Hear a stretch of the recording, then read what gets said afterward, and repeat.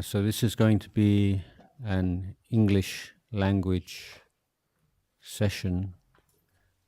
I don't know if anyone has already written any questions. Is the Dhamma team have any written English questions? Or not? Otherwise, if anybody just wants to ask, they can.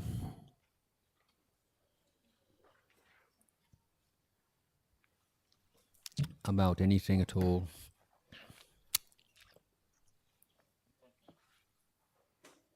How do you do sitting meditation without your legs going to sleep?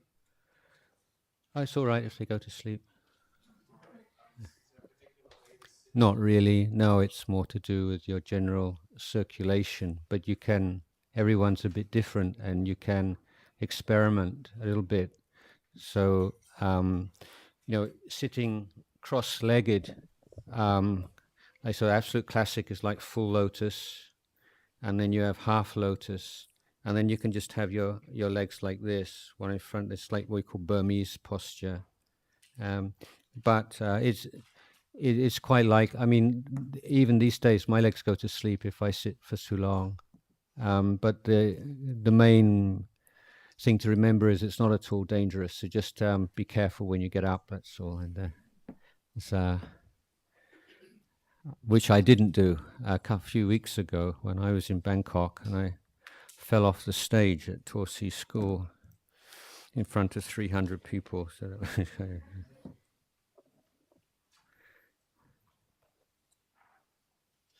okay, so the first question, or the only question, could you please elaborate on the Noble Eightfold Path and its importance?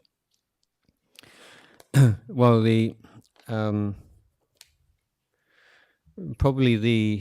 could say that the heart of the Buddha's teaching, and the teaching which is accepted by all the different schools of Buddhism, is the Four Noble Truths, which is the analysis of the problem of human existence, the cause, the cessation of the problem, the end of the problem, and the path leading to the end of the problem. So the fourth noble truth is the Eightfold Path. So it's one part of the Four Noble Truths, and it's the path of practice, how you go about recognizing the first noble truth, abandoning the second noble truth, and realizing the third noble truth. So the Buddha said the fourth noble truth is one that you need to develop, so it's something to be practiced. So last night I spoke about Buddhism as being, in effect, the most comprehensive education system that the world has ever seen. And it is also, we can say, apart from being comprehensive, it is a holistic system in that all the different elements of this training or education must be developed in harmony. It's not like a step-by-step progression, but they must, all the elements of the path must be present in one degree or another. Now, before the Eightfold Path can begin, there are two main conditioning factors or supports, one external and one internal. The external supporting factor is the literal translation of the word would be the voice of others. What that means is information. So you need to have information, good, dependable information, in order to get you started on the path. But that's not enough. It's not a matter of you just hear what the Buddha's teachings are and you believe in them and then you're on your way. The second and most important factor is another word which is difficult to translate. A long word is yoniso manasikara or yoniso manasikan. And that's the ability to reflect, consider, investigate the things that you've heard. So this is emphasized by the Buddha right from the start. These are not teachings to believe in, but they are teachings to take away and look at and put to the test. And famous saying from the Mahayana Buddhist tradition, that the teaching should be looked upon as a lump of metal. So the Buddha said, if someone was to give you a lump of metal and tell you that's solid gold, you'd be a fool just to take their word for it. Well, what would you do? Well, you'd perform all the chemical and whatever tests that you need to be sure that that really is gold. You'd weigh it, or you'd take it to some expert or whatever. So the idea is that the teachings are to be investigated, reflected upon, and those two factors, dependable, accurate teachings and the willingness to investigate, reflect upon them, this leads to the first element of the Eightfold Path, which is called right view. Now, in some ways, right view is similar to faith, or it's the next step after faith. You can say faith which has been accompanied by wisdom and reflection, because a number of the things that constitute right view to begin with are more like, we could say, working hypotheses. So just as a scientist, before you perform an experiment, you have a certain hypothesis, or that you're seeking to prove, or that you make certain assumptions when you're developing some kind of scientific research. There always has to be some basic assumption that you take for the time being. And right view in the beginning is somewhat similar. Now, the most important part of right view is the strong confidence in causality. And that is to say that things occur in the external world, or they occur within us through causes and conditions. So it's not like a God just creating something, or there's not like some heavenly being in the sky sort of blowing down and making wind appear. Not some, you can't affect the way things happen through some ceremony or some religious ritual or through prayer to some God or other. Things happen according to causes and conditions. And in the human realm, that law is expressed most simply in a phrase that we all know from childhood, tam di de di, tam chua de chua. Or you do good, you get good results. You do bad, you get bad results. But this formulation, it's good because it's so simple and easy to remember. But you have to be careful to be clear as what that means. You say you do good. Well, what is good? And you get good result. What's a good result? And because people can get very confused about that. They think a good result is you make money, or people praise you, or everything in your life goes well, and that's a good result. So people say, oh, I've done all these good things and I'm as poor as I ever was, or that person does all kinds of bad things and he's really rich and powerful. Therefore, how can that be true? But what the Buddha is pointing at is that every time you perform a good action, the definition of a good action is one which is motivated by wholesome mental qualities, means like good mental qualities such as kindness, generosity, compassion, and so on.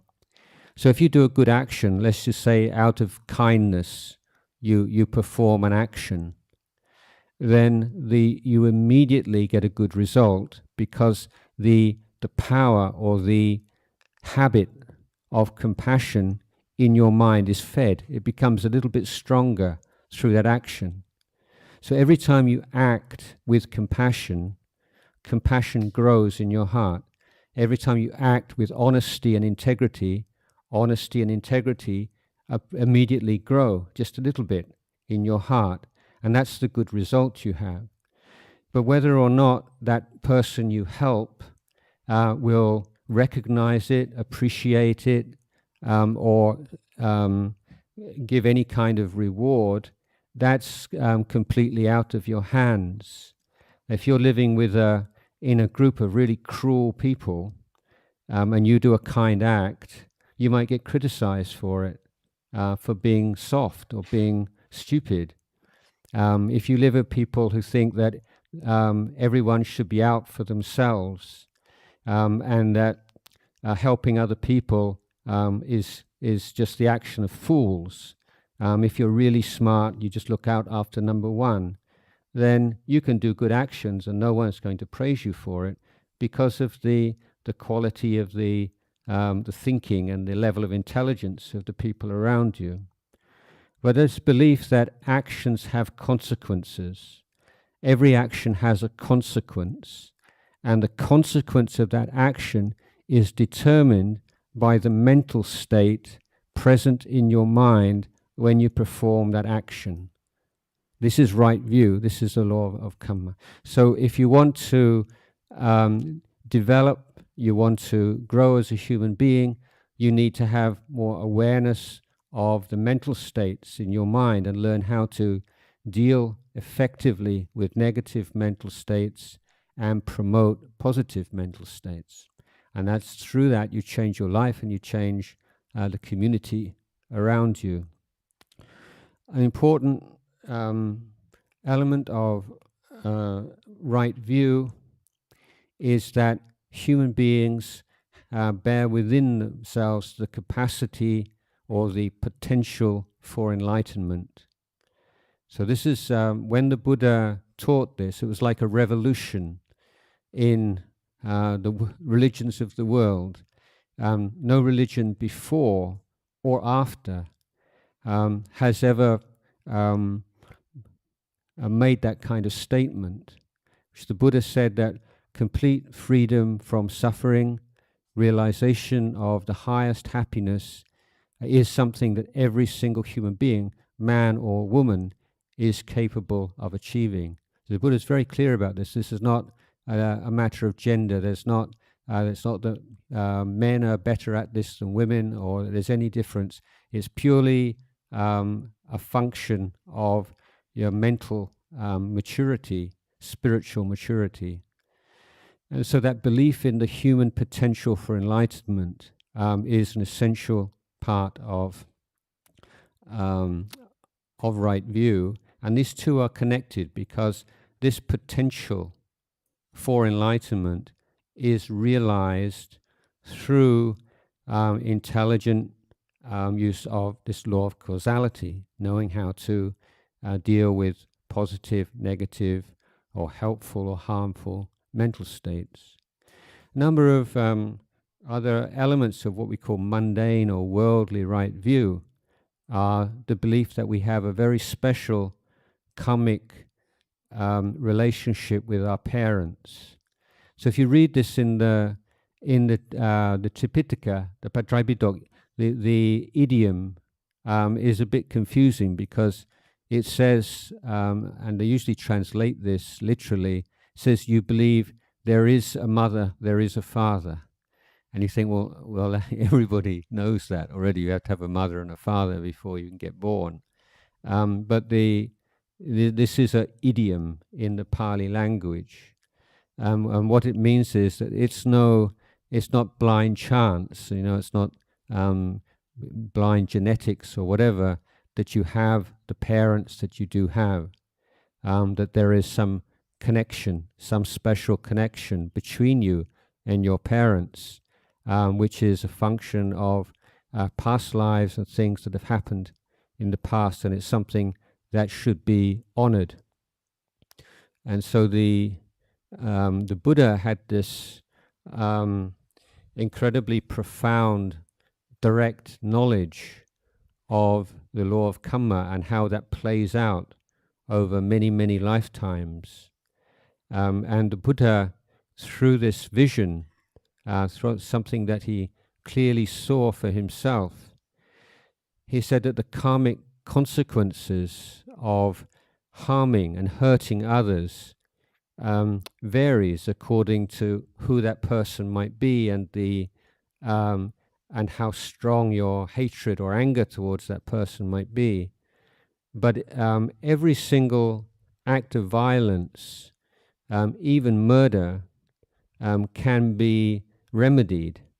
The karma of it can be remedied through the Eightfold Path, except if you kill an arahant and if someone kills their mother or their father. So this is an indication of how important and how profound the relationship between a child and its parents are, that the karmic significance is such that harming or killing parents is the most awful and horrific of crimes. Now there are, I'm going into just the first one of these eightfold paths, but this is the if you get this one right, then the others tend to fall into place. Others are taking on as a working hypothesis the idea of rebirth and many different realms. There are different realms of being, and the existence of wise and enlightened disciples of the Buddha. Those taking on that kind of framework, like a theoretical framework or basic understanding of life as a human being, is what will put you on to the Eightfold Path. Now, when you have those kinds of values and understanding of life, it conditions the kinds of thoughts, the kinds of ways you think about the world. And this is the second element of the path, which is right thinking or right aspiration. I'll give you an example. If you think that the highest thing in life, the best possible thing in life is to become a billionaire, let's say. You want to be the richest man or richest woman in Asia. That's your idea of fulfillment as a human being. That would be your titi, that would be your view. And if you had that view, then you would imagine that you would spend a lot of time thinking about how you could make that real. And your thoughts about the world would be influenced by that. If you think that the most important thing is how much money you've got, then you start looking at other people in terms of how rich they are. You don't think, is that a nice person? Is it an honest person? Trustworthy? You don't think in moral terms. You think in financial terms. How much money have they got in the bank? Are they the same level of me? Have they got more than me? Are they superior to me? So your values or your ditthi or your view influences the things that you think about. And so you create the world you live in through your thinking. So with right view, then the kinds of thoughts are thoughts which are not so tied up with the sensual world, and they're thoughts of kindness and compassion and doing good things in the world. These kinds of thoughts begin to arise more and more naturally because they grow from your view or your ditthi. So these are the two, we call the two wisdom elements of the Eightfold Path. right view and right thinking or right aspiration. And then in terms of our life in the world, firstly is refraining from hurting and harming others, and then developing right speech. So those two, for a lay Buddhist, pretty well cover the same ground as the 5 precepts. The third element of the Sila group is right livelihood. So you want to find a career, a way of making your way in the world, making enough money to survive in the world, do your duties to your family and to your society in a way that you're not hurting and harming other beings, other human beings or animals or the environment. A career in which you can feel proud of how you make your living and feel that you are contributing to, at the very least, not making the society and the world a worse place than it is, and if possible, a better place. So how you make your living, how your career is also part of the Eightfold Path. Then the last 3 elements are directly concerned with mind training. The first is what we call right effort. So the Buddha says this is a religion of effort. 4 kinds of effort. First is to prevent defilement or kilesa, which has not yet arisen in your mind, from arising. How do you do that? How do you look after your mind to prevent yourself getting angry or irritated or jealous or greedy and so on? And when those things have already arisen in your mind, what kind of effort, how do you make an effort to deal with them and to let them go? This is the second kind of right effort. Third is, how do you bring all these beautiful virtuous qualities that have not yet arisen in the mind? How do you develop them? How do you bring them into your mind? And fourthly, how do you look after the good qualities that have arisen already and take them to maturity? So there's 4 right effort, which is the 6th of the Eightfold Path. 4 right efforts: preventing kilesa or kilate from arising, dealing with kilesas already arisen, bringing good qualities into the mind, and developing the good qualities that are already there. The 7th is right mindfulness, and mindfulness means the ability to hold thing in your mind, whatever you need to hold in your mind. If you're working, for instance, and you need to, for instance, you have some kind of problem you need to deal with in your work, then you need to be able to hold the information, the knowledge that you've studied in the past, or the things that your teachers have told you, in your mind at that moment. That's also mindfulness. Being able to be present to a situation and not let your mind wander off elsewhere. Know what's going on in your body. Know what's going on in your mind. Know what you're saying. Is your speech correct or incorrect? So this awareness and knowing of what's what in the present moment, not forgetting what you need to remember. And on the high level, this is going into the nature of the body, nature of feelings, nature of perception, nature of thought, nature of emotion, nature of sense consciousness. Being able to recognize all these things for what they are and not allow the mind to grasp onto them. And the last element is right samadhi, right concentration. And the Buddha usually explained this in terms of jhana.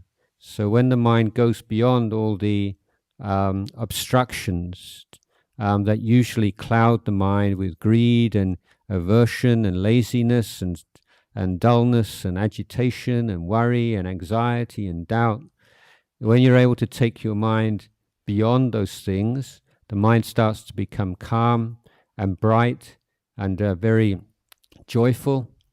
And then from there, you keep refining the mind so that the coarser elements fall away until the mind is in just a very pure, clear state. And that pure, clear state provides the foundation for the ability to see things as they are, which we call vipassana, and which is the means by which the mind becomes free from suffering and its causes.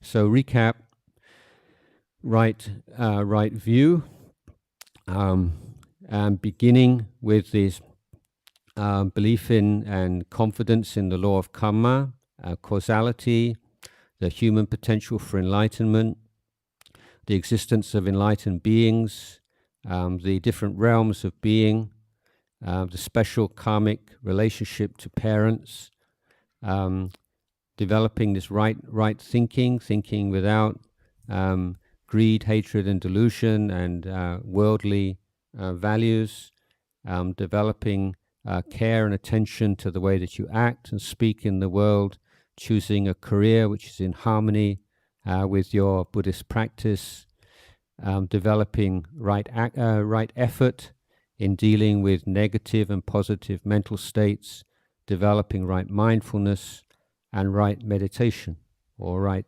samadhi. In modern society, there seems to be a given that's decimating our environment. That kind of, no matter what the systematic situation at hand is, there's the products we use and the way we have the energy is all kind of getting negative to our world. Is that something that's given that we should just detach ourselves from, or is it something that we should feel painful? If the question is about how the way we live in the world these days is having very detrimental effect on the environment, and whether there's that's just something to be accepted or not.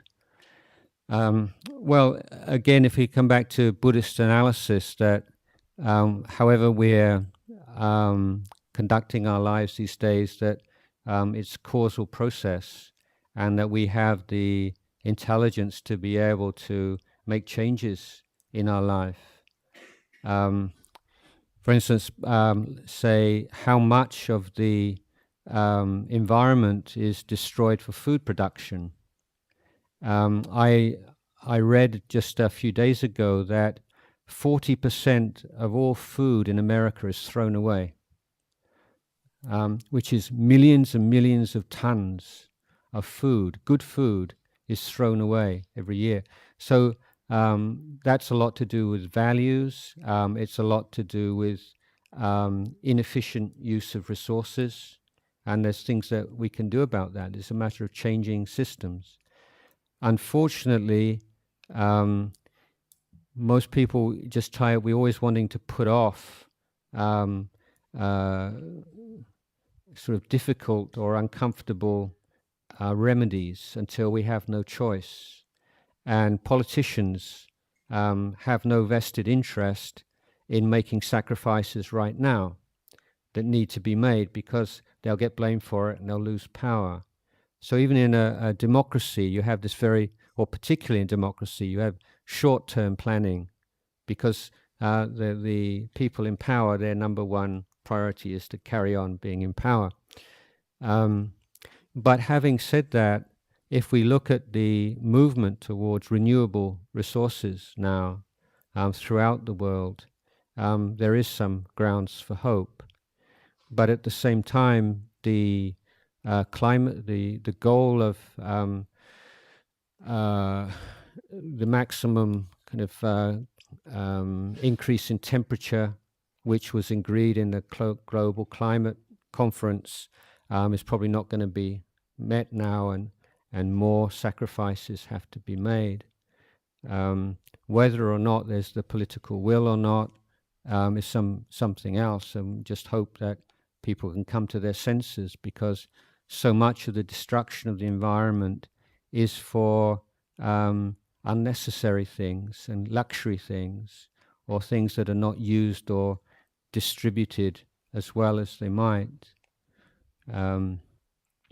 So I think I need a change of priorities, and there will, I think, in the future, people will look back on this generation and just be amazed at just how careless and how selfish people have been over the past 50 years, and the way, if you look at it like a computer or a telephone, iPhone or anything, and the minerals and the all the resources of the world that go into just one telephone or one computer, how you use it and then throw it away, and the waste of resources is quite incredible. I think that the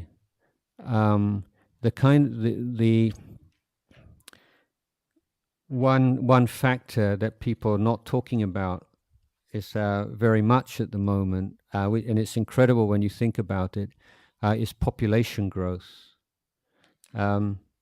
Because the more people you need, even if you're very careful about, just the numbers increasing so much, but there are really difficult religious and cultural difficulties in talking about population growth, because the Islamic religion and many Christian denominations feel that birth control is evil, or it's against the will of God. So they have religious objections to curbing population growth. But I don't think that the world is really going to be able to survive unless there is some effort to prevent the population growing at the rate it is. That would be my view.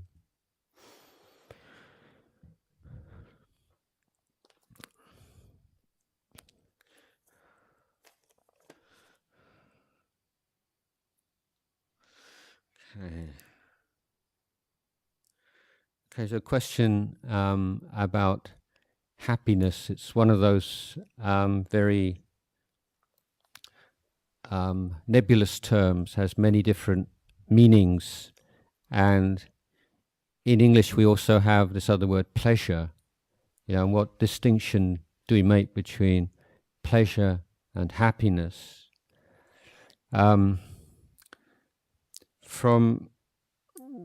And to give a brief summary, what I would say this morning is that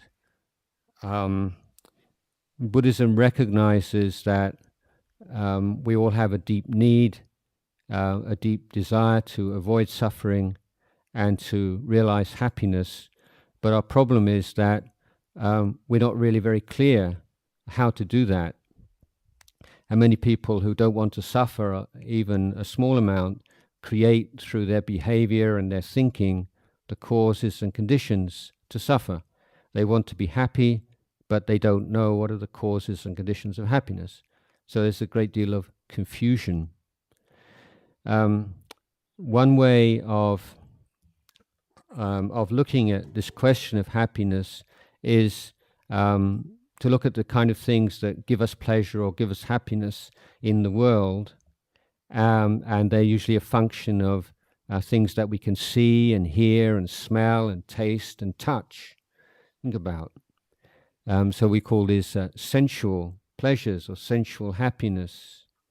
And the Buddha pointed out that there are a lot of drawbacks or problems about this kind of happiness, because it is conditioned by so many things that we can't control. So if you love to read, for instance, and then your eyes go, you can't read anymore. We like to watch movies and you can't see the screen anymore. Or you like to listen to music and then your ears don't work so well anymore. So these kinds of pleasures and happiness are dependent on the physical body and its capacity to derive enjoyment. And that physical body is changing, it's getting old, it's going to die. Also, the kind of pleasure and happiness that we derive from sensual experience is subject to a certain law, which is that you have to keep increasing the output to get the same pleasure. So you can see this most obviously when people who get addicted to drugs. You take a drug at a certain, let's say it's a pill, one pill and you get a certain result, but you keep taking that pill and you don't get the same result. And you have to take 2 pills to get the same result, and 3 pills. And all sensual experiences like this, to get that same kind of buzz, that same kind of high that you got to begin with, you're constantly having to change it a bit or to make it more extreme. And you see this in popular art, in movies or anywhere, that the violence, the sex has to become more and more extreme to get that same kind of excitement from it. And this is another weakness of this kind of pleasure or happiness. So it's not to say that this is necessarily bad or evil. It's one part of life. And the Buddha says for a lay Buddhist, as long as you're not breaking any of the precepts and hurting other people in your search for this kind of happiness, then it's legitimate. It's not necessarily a bad thing. But it's not satisfying either. There's no real satisfaction in that kind of happiness. And then we look at the other kinds of happiness. First, happiness of giving. And then we call that happiness as well. When you give something to someone else, you help somebody, especially when you have no desire for any reward, then you just feel really good. And not only do you feel really good when you do it, but even after time has passed, even a week or a month or a year, or even 10 years or more, when you remember that good thing you did, it makes you happy. So we can say this is a better kind of happiness, in that it stays with you and it has a purifying effect on your mind. Similarly, when you keep the precepts and you're very careful about your actions and your speech, you develop this, it's not like a spectacular, exciting kind of happiness, but it's just a real sense of self-respect. You like yourself. You feel you like being with yourself. You become like a friend to yourself because you're not embarrassed or ashamed or guilty about the things that you do and the things that you say. And that's another kind of happiness. And then we get on to the happiness of mental training and meditation, and then you're in a whole different realm of happiness. It's just so far beyond the kinds of happiness that you can experience from sense pleasures, because the basic obstacle to happiness in the world are defilements of mind. So the more you can let go of the defilements, then the more happiness you can experience, the purer the happiness you can experience. So in summary, the Buddha is proposing this teaching that what we may not be sure what we mean by happiness. We don't really know what true happiness is, but we can, all of us, know what prevents us from realizing true happiness and working to abandon that. So greediness and selfishness and stinginess and so on, these are things we can, when those things are in my mind, I don't feel happy. If you feel, this is mine, it's all mine, I'm not sharing it with anybody, that's not a very happy state of mind, is it? But then when you say, yeah, sure, I've got 2, you can have 1, I'll have 1, and you feel happy immediately. So this isn't like a philosophy here, it's just a matter of observing how you feel in your life.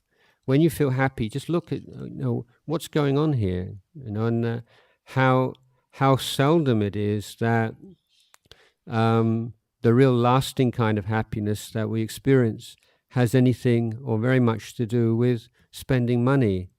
Mostly, I think you'll find it's your mental state and the people that you're with, and how much you love them, how much you respect them, how good a friend that person is, or those people are, or it's your family. And human relationships, a cause of suffering also, but also have the potential for great cause of happiness. So the Buddha's teaching is say, yeah, this is exactly why we meditate, to be able to answer this question: what is happiness? What is not happiness? What can we do to increase the amount of happiness in our life and decrease the amount of suffering? Okay, I think that's enough for this morning. So there'll be another question and answer session this afternoon, but that one will be in Thai language. And there'll be another English session tomorrow morning. But for the remainder of this session until midday, then we can sit in meditation. So please take your meditation posture.